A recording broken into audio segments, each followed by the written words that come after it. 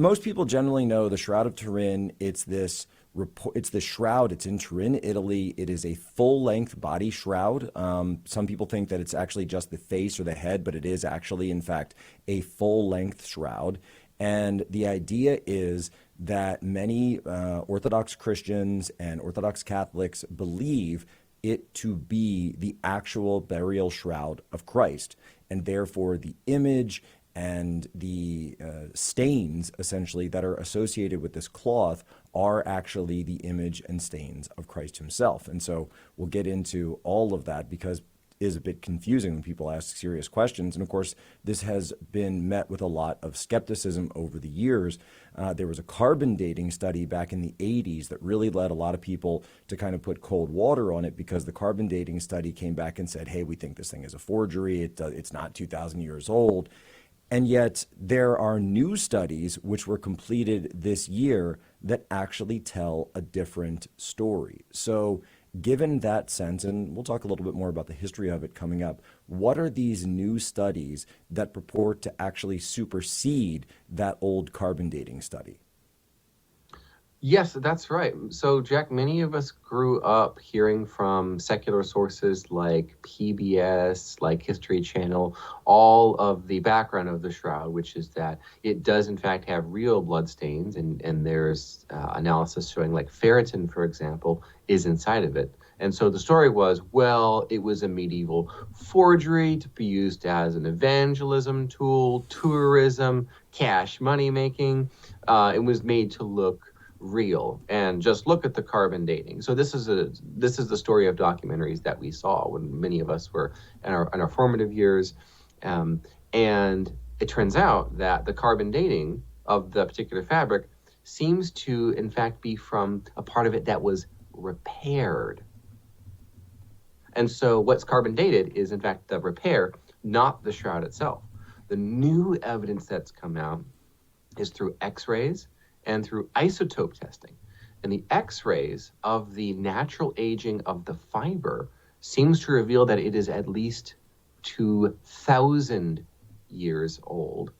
And the isotope testing seems to indicate that the fiber is from the Western Levant, specifically from the modern day Israel and surrounding areas.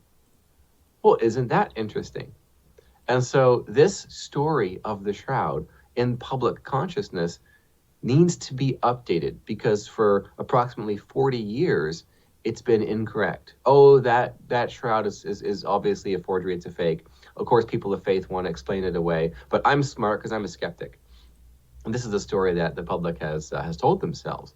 And so now that we know these revelations, oh, shoot, it's 2,000 years old from Israel. Does that mean it could be? It totally could, couldn't it? So let's go through this again. The earlier carbon dating, as it turns out, was on a piece that was actually repaired. And so it was a classical repair. It was not done in modern times, but it turns out that the part that was carbon dated actually was from the repair.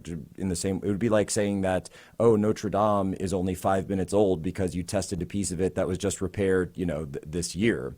Obviously, these things, these relics, they do have repairs over time because life happens. And we'll get into a little story about why it is potentially that it required repairs coming up in the program. But I want to dig in some more on the actual cases. Tell me, so there were two studies, essentially. One was a material chemical study and the other was an X-ray study. Walk me through those. Yes, so the X-ray, it's called a wide angle X-ray scattering, WAXS, and the goal is to analyze the flax fibers. How much aging do they show? So there's a baseline for how flax fibers that the shroud is made of, how they age, right? Is this fresh? Is this a few decades old? Is it a few hundred years old? Or is it possibly thousands of years old? And so the testing that's done here is far superior to the testing that was done with the carbon business, because the way carbon testing is done is carbon 14 is one of the more common types of testing, and it's how long has the carbon in this material been decaying for? That's the evidence that it shows. So that's when the thing died and was cut down. Now, this is how a lot of people will say, "Whoa, what about carbon dating of fossils?" Well, that's a little bit more difficult because if there's not organic matter in it, you can't exactly tell how old it is. And so there have been a number of skeptics of the skeptics for the age of various things, and we could go. That's a fun little rabbit hole to chase down. We don't have to do that right now. Um, but the way that this new technology has shown is the shroud itself has to be approximately 2,000 years old, given the signs of aging that have been demonstrated. And so you might say that carbon 14 stands are down bad right now.